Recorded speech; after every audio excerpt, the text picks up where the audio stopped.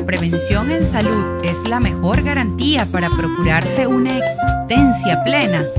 Presentamos Medicina Familiar con el doctor Carlos Miguel Atencio, quien cada semana llega con el récipe ideal para aprender a llevar un estilo de vida saludable, informarnos de lo mejor que la medicina moderna tiene para ofrecernos y contribuir con la premisa de convertirnos en comunidades óptimamente sanas.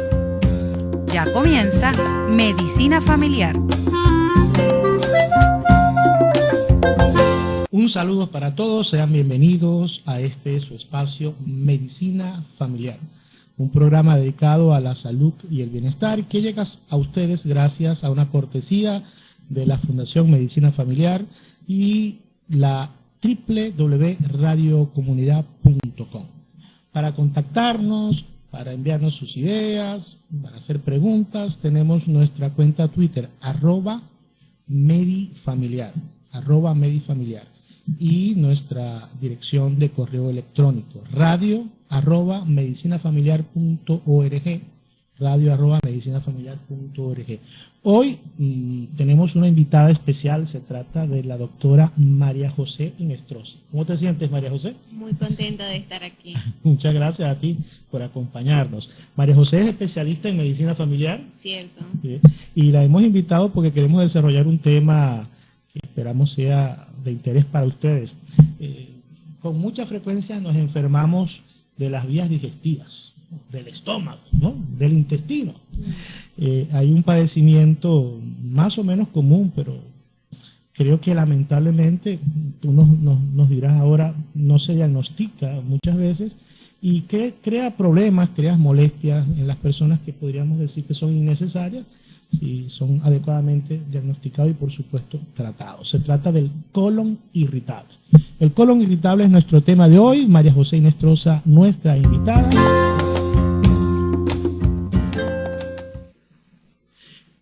Y de nuevo con ustedes en su espacio Medicina Familiar.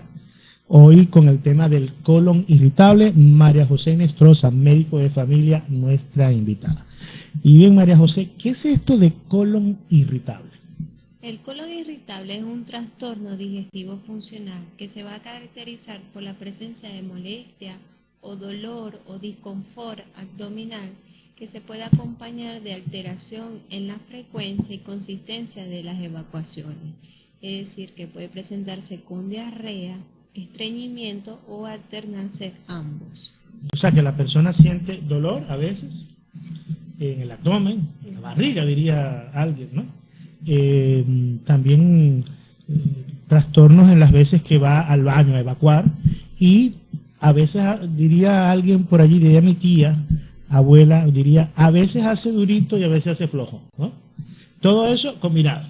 Todo eso es combinado. Muy bien. Y entonces, ese tipo de... Pero muchos hemos experimentado esas manifestaciones, ¿no? No las llamamos colon irritable. ¿Qué es lo que hace que eso sea en verdad un trastorno diferente, un padecimiento distinto? Ok. La característica principal es que estos síntomas deben estar presentes durante al menos 3 meses, durante al menos 3 veces por semana y por un periodo 6 meses antes del diagnóstico. Esto es un consenso que es donde se reunió varios especialistas del área de gastroenterología en Italia, hicieron unos criterios que son llamados los criterios de Roma y donde desglosan estos síntomas, pero con la características que deben estar presentes por este tiempo. O sea que, a ver, estos padecimientos que hemos mencionado, estas molestias que hemos mencionado, de que evacuamos duro, tenemos diarrea, nos duele la barriga, nos sentimos así como llenos de gases, ¿no? Todos los hemos sentido, pero aquella persona que lo sienta, me dijiste 3 veces por semana. 3 veces por semana. Y además, ¿durante cuánto tiempo debe sentirlo 3 veces por semana? 3 meses continuos. Durante 3 meses continuos, ya eso podríamos decir que es un padecimiento muy particular. Me imagino que son personas que van con mucha frecuencia al médico, ¿no? Y les recetan algo, les recetan otra cosa y regresan. Y lo que hemos visto es que son personas que se quejan siempre de que han hecho varios tratamientos pero no mejoran. No mejoran, Sí, porque otra característica de esta enfermedad o de esta patología es que tiene un curso crónico y muy recidivante, o sea que aparece en muchas ocasiones. Lo otro es que el dolor generalmente mejora después de la evacuación, que también es característico. Y puede acompañarse de otros síntomas como son, por ejemplo, la acidez estomacal, la llenura después que comemos, las ganas de evacuar y no podemos, o que evacuamos de forma incompleta. Inclusive hasta está relacionado con dolor de vientre, con la menstruación, con cefaleas, inclusive con trastornos del sueño, el insomnio. Y también estudios en estos pacientes han determinado que siempre hay un componente en la esfera mental, ¿no? En la parte psicológica, porque generalmente hay antecedentes de maltrato, abuso o de estrés crónico en estos pacientes. O sea, digamos que hay un conjunto de molestias, son más o menos comunes, pero que si están presentes durante el tiempo que hemos dicho y son más frecuentes, podríamos estar en presencia de esto que llamamos colon irritable. Yo diría que María José, no sé en tu experiencia, pero lo que hemos visto es que muchas veces los pacientes han ido ya a varios médicos y no le hacen el diagnóstico, ¿no? Sí. Ellos dicen, bueno, es que me pusieron tal cosa, ¿no? Y les recetan cantidad de medicamentos y en verdad le preguntamos, pero le dijeron a usted que esto que padece se llama colon irritable. Y me he tropezado, no sé en tu caso, que muchas veces dicen que es como primera vez que escuchan la palabra, ¿no? Si eso es así, entonces tal vez lo que estamos en presencia de un padecimiento que, como tiene tantas manifestaciones, puedes pasar un día bien, que no sientas nada, vuelve a aparecer, ¿no? Tal vez la persona dice, es que yo sufro del estómago y durante años padecen esto, pero no saben. No se le hace el diagnóstico y por supuesto tampoco el tratamiento adecuado, ¿no? En este caso. ¿Es más o menos frecuente el colon irritable? Sí, es más o menos frecuente. Generalmente en América tiene un porcentaje, una prevalencia que da del 15 al 30%, con mayor prevalencia en la Ciudad de México. Inclusive alcanzando el 35%. En México, en este caso. En México, me imagino que no tenemos estadísticas muy confiables para Venezuela, sí, pero 15 a 30 es alto, ¿no? Es bastante alto. Significa que de cada 10 personas, una, ¿no? O hasta 3 personas, sí, van a padecer de este padecimiento, sí, este síndrome, y es bastante alto. Y a pesar de que esta patología tiene una dificultad, que porque el diagnóstico es clínico, no hay ningún examen complementario que diga tú tienes colon irritable, simplemente se diagnostica a través de los síntomas. O sea, el médico en el consultorio es capaz de hacer el diagnóstico de acuerdo a unos criterios. De acuerdo a los criterios. Que tú nos has mencionado que son unos criterios, eran criterios de Roma. De Roma. Muy bien, porque fue en Roma, me imagino, donde exactamente se reunieron y decidieron esto es así, ¿no?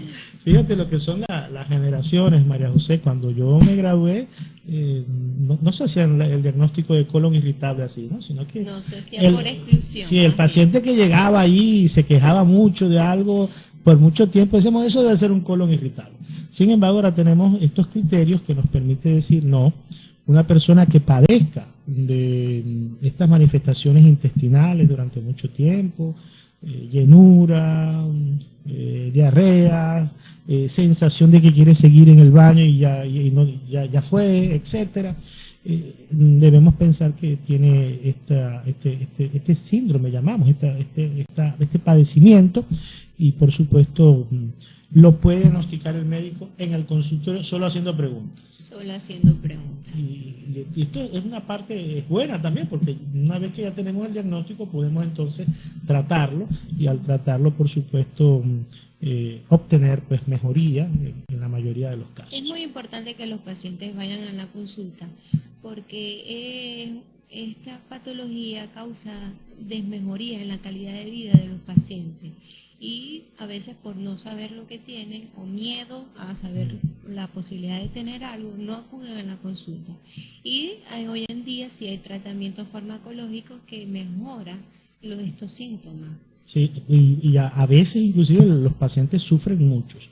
Tal vez, siendo tan común como lo mencionaste hace un ratito, muchos de los que nos escuchan han tenido durante años este tipo de padecimiento y ya se sienten como que nunca van a mejorar, y tal vez sea una buena noticia decirle, mire, eso tiene nombre, se llama colon irritable, vaya donde su médico para confirmar el diagnóstico, que entonces teniendo el diagnóstico adecuado podremos ponerle un tratamiento, que tú nos estás dando la buena noticia de que ya tenemos algunos medicamentos, algunas medicinas que pueden servir para esto. Sí, los medicamentos van dirigidos hacia el control de los síntomas principales. Bueno, nos vas a contar de esos síntomas principales y de ese tratamiento médico que afortunadamente existe muy pronto en nuestro próximo espacio, pero por ahora vamos a hacer una pausa, ¿no?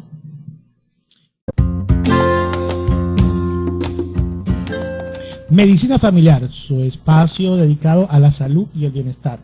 Este espacio llega gracias a una cortesía de la Fundación Medicina Familiar, promoviendo la medicina familiar como especialidad médica, como modelo de salud en toda Venezuela.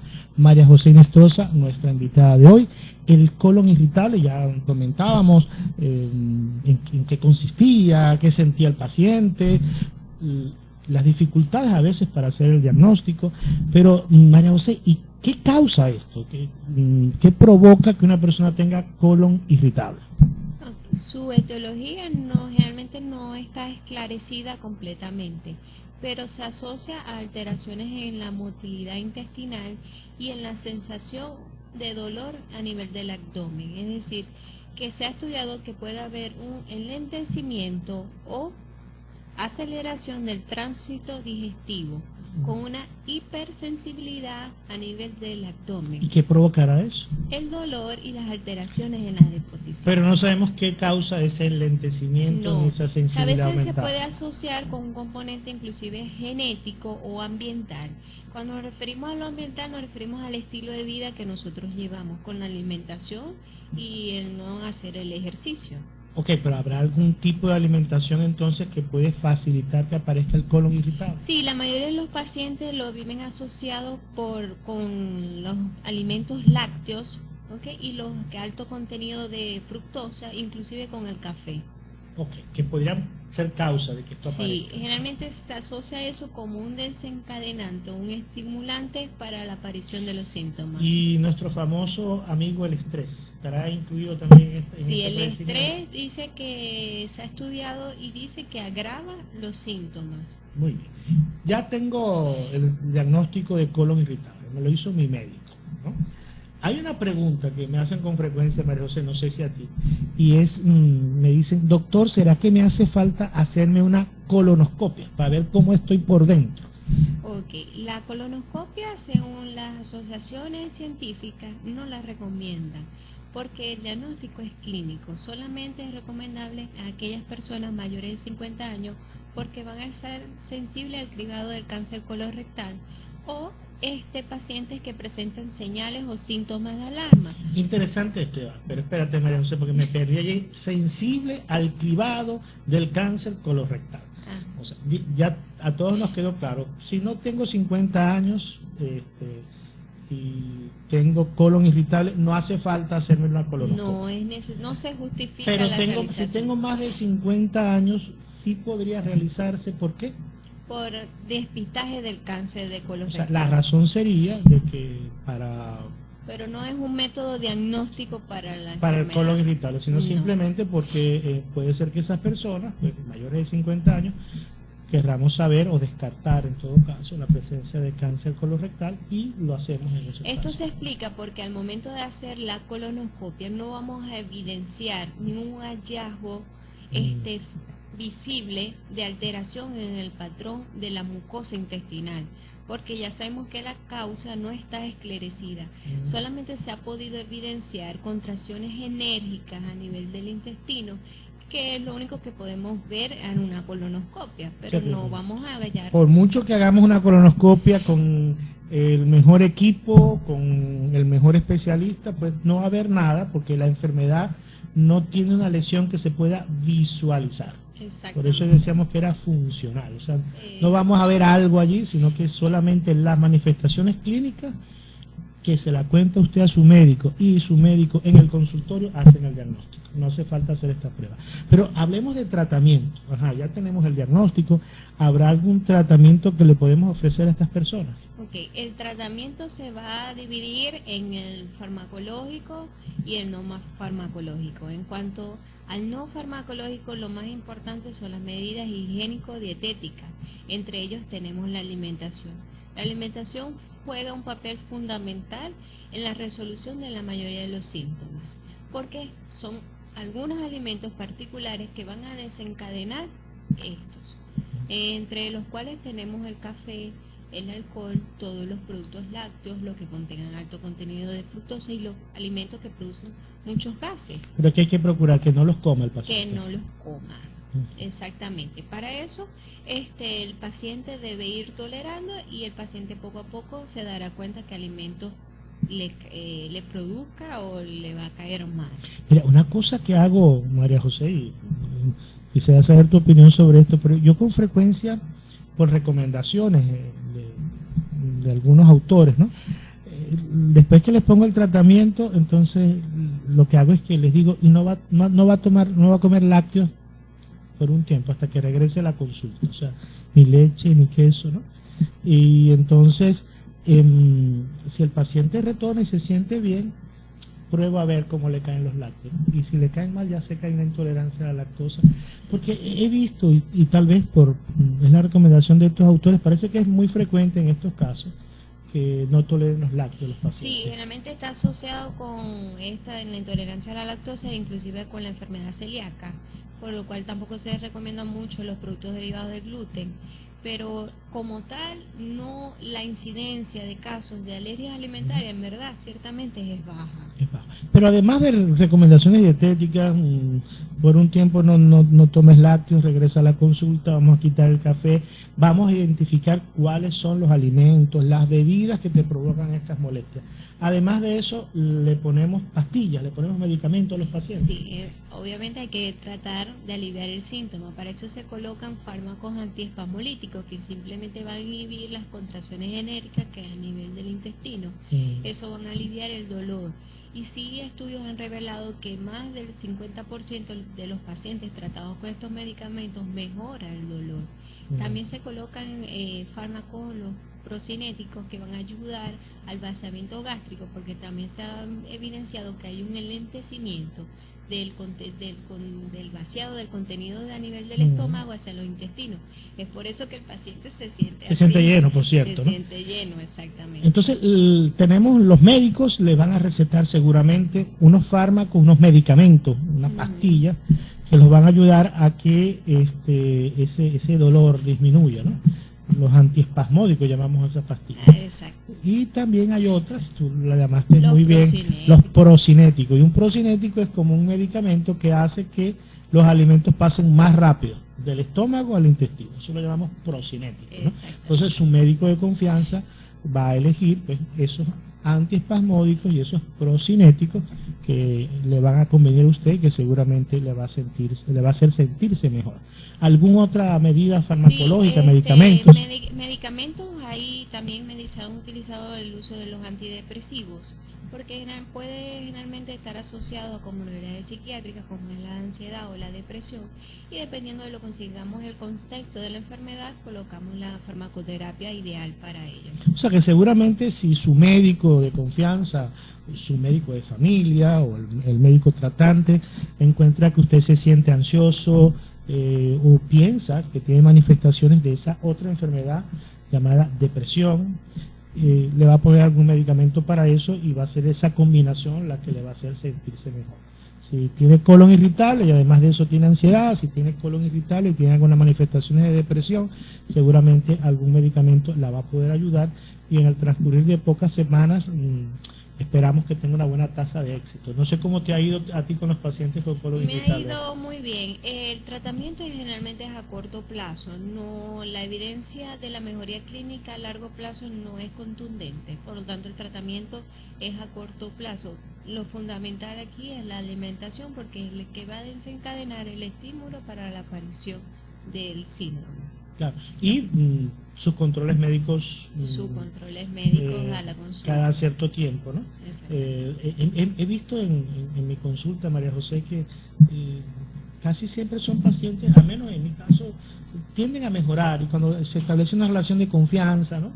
Cuando el paciente siente que un médico lo escucha, ¿no? Como los médicos de familia, y sabe que si se siente mal va a regresar y algún ajuste será en el tratamiento, Sí. tiende el paciente a sentirse más tranquilo y a tolerar mejor las molestias que puedan reaparecer, Sí, ¿no? últimamente se está en boca pues terapias alternativas como las terapias conductuales en estos pacientes, porque se ha evidenciado que realizarle terapias cognitivas a los pacientes mejora los Claro. síntomas. O sea, apoyo psicológico Apoyo que psicológico. le podamos brindar. Perfecto. Bueno, es el colon irritable, esta enfermedad que hemos descrito el día de hoy y que esperamos que pueda servir de utilidad para todos los que nos escuchan. Vamos a un intermedio.